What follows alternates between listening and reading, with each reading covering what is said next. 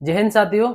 देखिए, आप सभी को पता है कि यूपी पुलिस कांस्टेबल का पेपर चल रहा है। इसका पेपर 3 दिन होना है, जिनमें से आप सभी को पता है बहुत सारे भाई बहनों का पेपर हो गया होगा, कुछ ऐसे होंगे जिनका अभी पेपर नहीं हुआ है। सबसे पहले और सबसे अच्छी बात आप सभी के लिए और हमारे लिए ये है कि जिस हिसाब से भर्ती बोर्ड का प्रयास था कि किसी भी तरीके से कोई भी अफवाह नहीं फैलाए, किसी भी तरीके से कोई फेक न्यूज नहीं कहीं चले, अगर कोई गलत चीजों में कोई किसी भी तरीके से इसमें कोई भी भाग ले रहा है तो उनको पकड़ा जाए, तो उसी तरीके से भर्ती बोर्ड उस चीज में सफल होता भी दिख रहा है। और किसी भी प्रकार से मतलब कोई ऐसा नहीं कि कहीं से आपने गलत अफवाह सुन ली हो या कहीं कुछ हो गया, कहीं पेपर को लेकर के बहुत अच्छे तरीके से पेपर चल रहा है। इसके लिए भर्ती बोर्ड को धन्यवाद देना चाहिए, आपको और हमको सभी को भी। ठीक है, दूसरी बात यह है कि आप सभी का जो पेपर है उसके ऊपर अगर हम बात करें कि भैया ये जो पेपर हुआ है आपका, ये सरल है या कठिन है, किसको ज्यादा फायदा मिल सकता है, किसको नहीं मिल। बहुत सारे कमेंट ऐसे आ रहे हैं मेरा तो उस दिन है, मेरा तो होने वाला नहीं है। और जिनका उस दिन है, यानी कि खास करके बताऊं मैं 8 तारीख वालों का, 8 तारीख वालों के लिए ये लिखा जा रहा है कि उनकी तो एकदम बल्ले बल्ले। ठीक है, सेफ स्कोर आपके दिमाग में चल रहा है कि भैया सेफ स्कोर क्या रह सकता है, तो उन सारी चीजों के ऊपर बात करेंगे। देखो, सबसे पहले ना मैं आपको बताऊं, अगर हम यहाँ पर पेपर की बात करें, पेपर सरल या कठिन, तो देखो पेपर जिस तरीके से जैसे आपका आना चाहिए, अपने अपने विचार हो सकते हैं, ये मेरा व्यक्तिगत विचार है। हो सकता है आपको पेपर कठिन लगे, हो सकता है आपको पेपर बहुत ज्यादा सरल लगे, लेकिन अगर मैं बताऊं जिस हिसाब से पेपर यूपी पुलिस कांस्टेबल का आना चाहिए उसी हिसाब से पेपर आ रहा है। लेकिन पेपर में इस बार कुछ बदलाव देखने को मिले, उन बदलावों के ऊपर अभी मैं बात करूंगा कि वो बदलाव क्या क्या है, किस तरीके के हैं। लेकिन उन बदलावों से को लेकर के आपको ये डरना नहीं चाहिए कि अब इस तरीके का हो गया, पहले ऐसे होता था। तो जो वो बदलाव हुआ केवल किसी पर्टिकुलर कुछ लोगों के नहीं हुए, वो बदलाव हुए सभी के लिए। जो भी एग्जाम दे रहे हैं वो बदलाव सभी के लिए। बदलाव क्या है, जैसे कि मैं आपको बात करूं सबसे पहले मैथ के लिए। जैसे कि आप सभी को पता है कि पहले हम मैथ में ये मान करके चलते थे और आते थे कि 19 से 20 प्रश्न आएंगे, लेकिन इस बार जो आपको प्रश्न देखने को मिल रहे हैं वो लगभग, मतलब मैं ये कहूं कि 28 से लेकर के 30 प्रश्न तक। ठीक है, यानी कि 30 प्रश्न आप एक एवरेज मान सकते हैं, इतने प्रश्न आपको मैथ में देखने को मिल रहे हैं। सबसे बड़ी समस्या ये नहीं कि ये 30 प्रश्न हो गए, सबसे बड़ी समस्या है कि बहुत सारे अभ्यर्थी और खास करके लड़कियां, उनको ये लगा था कि मैथ के केवल 19 से 20 प्रश्न ही आएंगे, तो उन्होंने उतना ज्यादा ध्यान नहीं दिया था मैथ पर जितना 30 प्रश्न के हिसाब से देना चाहिए था। ठीक है, बाकी के जो प्रश्न है वो आप सभी को पता है कि वो रीजनिंग में ऐड हो जाते हैं। रीजनिंग किस हिसाब से की मैं आपको बताऊं कि रीजनिंग अच्छी आ रही है, आप उसको कर सकते हैं, लेकिन लगभग 2 से 4 प्रश्न इस तरीके के कि जैसे कि कोई श्रृंखला वाले या कैलकुलेशन वाले उस तरीके, वो आपको थोड़ा समय ले सकते हैं, या तो आपसे उस समय तक हल नहीं होंगे जितना समय आपके पास है, या फिर उसमें बहुत ज्यादा समय लगेगा। बाकी करने लायक आ रही है रीजनिंग। ठीक है, अगर हम यहाँ पर बात करें हिंदी की, तो देखो हिंदी में वही, जैसे कि हिंदी आप अगर ये कहें, हिंदी में एक वो चलता है यहाँ पर यूपी पुलिस कांस्टेबल का जब भी पेपर हो, मैं भी बताता हूँ और सभी बाकी टीचर बताते हैं कि हिंदी यूपी पुलिस कांस्टेबल में इस तरीके की सब्जेक्ट है कि 37 में से आप 37 कर सकते हैं आराम से। और हर पेपर में बहुत सारे बच्चे ऐसे होते हैं, बहुत सारे अभ्यर्थी ऐसे होते हैं जो 37 में से 37 करके आते भी हैं। लेकिन इस बार की हिंदी में लगभग 5 से 6 प्रश्न, या मैं कहूं 5-6 प्रश्न, 4-5 प्रश्न ऐसे आ रहे हैं देखने को जो शायद ही कोई बच्चा उनको कर पाए। और उनमें कुछ आ रहे हैं ज्यादातर किस तरीके के, रचना या ठीक है या कोई पुरस्कार वगैरह, तो वो कुछ इस तरीके के पूछ लिए जा रहे हैं कि आपको, मुझे नहीं लगता कि उनको सभी लोग ज्यादातर हल कर पाएंगे। कुछ ऐसे भी होंगे अगर उन्होंने कहीं संयोग से वो चीजें पढ़ी होंगी तो उनको याद आ रही होंगी।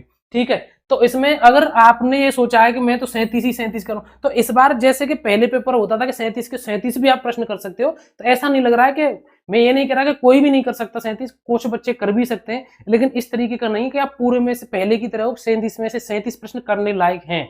लगभग इसमें 4 से 6 प्रश्न ऐसे हैं जो अगर आपसे छूट गए हो तो कोई वहां पर डरने वाली बात नहीं है किसी भी तरीके से, क्योंकि वो केवल आपके लिए नहीं, उसका लेवल सभी के लिए ऐसा है।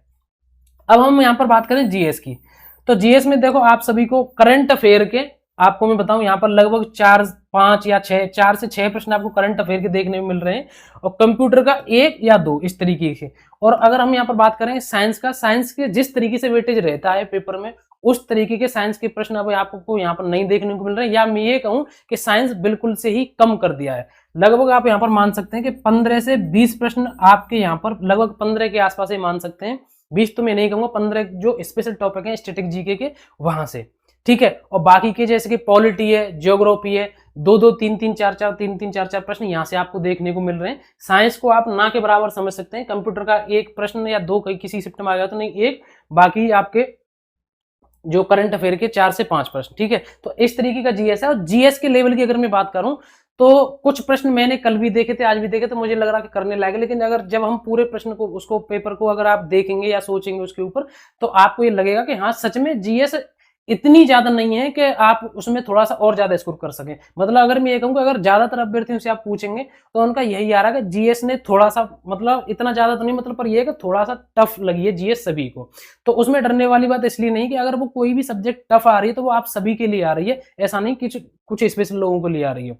तो इसलिए जो मैंने आपको एक बेसिक सी चीजें बता दी, बाकी आप पेपर दे करके आ रहे हैं तो आपको बहुत ज्यादा पता होगी। और अगर मैं यहाँ खड़े होकर के ये कह दूं कि पेपर बहुत ज्यादा सरल है, तो ये उस अभ्यर्थी से पूछिए जो उस प्रेशर में और उस समय पर उस सीट पर बैठ करके जिसने सॉल्व किया है। यहाँ कैमरे के सामने आकर के कह देना कि पेपर बहुत ज्यादा सरल है और 120 तो आराम से हो जाएंगे, 130 आराम से हो जाएंगे, तो उसमें और पेपर करने में जमीन आसमान का अंतर रहता है, ठीक है। तो कहने को तो कोई बोल देगा, लेकिन फिर भी अगर मैं अपने अनुभव से कहूं तो पेपर ना तो मैं ये कह सकता हूं कि बहुत ज्यादा सरल है, ना मैं ये कह सकता हूं कि करने लायक नहीं है, कठिन है, इस तरीके का भी नहीं है। जिस हिसाब से आपका यूपी पुलिस कांस्टेबल का पेपर आना चाहिए उस हिसाब से है। ऐसा नहीं कि जिस तरीके से यूपीएसआई में इतना हल्ला हो गया था कि ये तो बहुत ज्यादा ईजी है, ना तो ऐसा कुछ देखने को मिल रहा है, ना आपने ये जैसे होमगार्ड का पेपर देखा था कि ये तो बहुत ज्यादा कठिन आ गया, ना ऐसा कुछ देखने को मिल रहा है। ना तो बहुत ज्यादा कठिन है, ना आप ये कह सकते हैं कि बहुत ज्यादा सरल है। दूसरी बात, अगर हम यहाँ पर बात करें सेफ स्कोर के लिए, देखो सेफ स्कोर के लिए बहुत सारे मैसेज मेरे पास आ रहे हैं। अगर मैं यहाँ पर आपको खुश करने के लिए आपसे ये कह दूं कि आपके 110 की हैं आपने सही हैं, या 100 की हैं आपने, वो बिल्कुल आपके लिए सेफ स्कोर है, यहाँ पर अभी ये बताना बिल्कुल एक तरीके से गलत होगा, या मैं ये कहूँ कि आपको बहकाना होगा। अभी आपके 2 दिन पेपर हो गए हैं, आपके 2 दिन पेपर हो गए, 1 दिन और बाकी आपका। उस 1 दिन पेपर को यानी कि 8, 9 और 10 जून इन तीनों दिन के पेपर को हो जाने दो, उसके बाद सभी बताएंगे और इसमें पता भी लग जाएगा कि किस शिफ्ट थोड़ी सी ज्यादा इजी थी और कौन सी शिफ्ट कितनी ज्यादा कठिन थी, कौन सी क्या थी। तो उसके बाद इस सेफ स्कोर की सारी चीजें लगभग आपके सामने एक अनुमानित आ जाएगा चारों तरफ से निकल के कि हाँ यार इतने पे हो सकता है, जब आपकी आंसर की आ जाएगी जब, ठीक है। ये कब होगा, ये जब होगा जब आपकी आंसर की आ जाएगी ऑफिशियल वाली। ऐसे ऐसे होंगे भी कि जो वहां पर 130 या 135 बता रहे होंगे, उनको लग रहा होगा वो यहाँ पर 120 पे पहुंच गए होंगे, जो 120 बता रहे होंगे वो घर जाके जोड़ रहे होंगे तो 110 पर पहुंच गए होंगे, ठीक है। तो और ऐसा होता है, जब आंसर की आएगी तो कुछ और देखने को मिलता है। तो अभी थोड़ा सा वेट करिए, 2-3 दिन पेपर को हो जाने दीजिए। अभी अब आप आराम से 2-4 दिन, 1-2 दिन आप आराम से रेस्ट कर सकते हैं अगर आपका एग्जाम हो गया है तो। अगर जिनका कल एग्जाम है आप सभी के लिए बेस्ट ऑफ लक है। रही बात किस शिफ्ट को सबसे ज्यादा फायदा मिलेगा, तो देखो मैं आपको ये पहले बता चुका हूँ कि जो सबसे पहली शिफ्ट रहती है उसी की उम्मीद रहती है और उसी को मिलता है ज्यादातर नॉर्मलाइजेशन, क्योंकि वो एक साथ पेपर में बैठती है, उसका लेवल भी नहीं पता रहता है उसको किस तरीके का है। जैसे कि मैं आपको बताऊं, जैसे कि 8 जून वालों को ये नहीं पता था कि मैथ में यहाँ पर आपके जो प्रश्न है वो मैथ के 20 प्रश्न से बढ़कर के यहाँ पर 30 आ जाएंगे।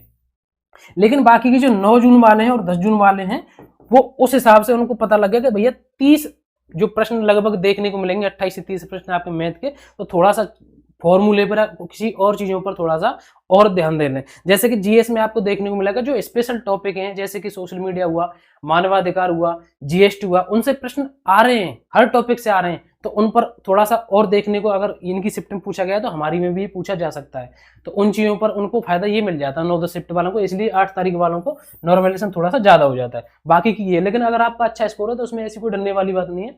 तो ये जानकारी आप सभी के लिए, और भी आपको कोई डाउट रहता है आप कमेंट करके बता सकते हैं। बाकी आप सभी के लिए बेस्ट ऑफ लक है। मैं तो ये कह रहा हूँ जितने सभी एग्जाम में बैठे हैं उन सभी का सिलेक्शन हो जाए, लेकिन सच्चाई क्या है वो आप भी सब जानते हैं कि सभी का सिलेक्शन नहीं हो सकता।